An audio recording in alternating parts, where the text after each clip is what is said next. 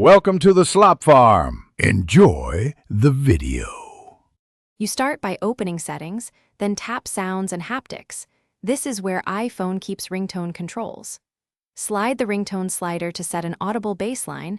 You want a comfortable starting level. Make sure Change with Buttons is toggled on if you plan to use the physical volume keys. Once enabled, the side buttons adjust ringtone and alert volume directly.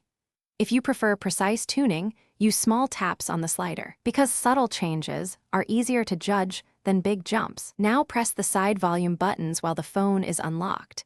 You'll see an on-screen indicator labeled Ringtone that confirms you're changing the right control.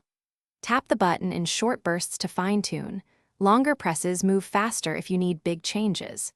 If you want system media separated from calls, go back to Settings and toggle Change with Buttons off.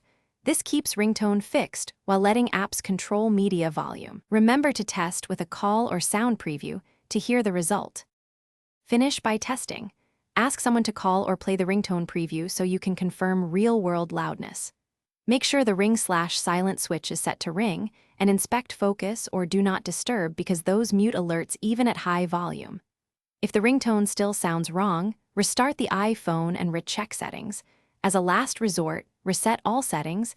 This preserves data but returns sound settings to defaults. If problems persist, contact Apple support since hardware faults can affect speaker output. Thanks for watching.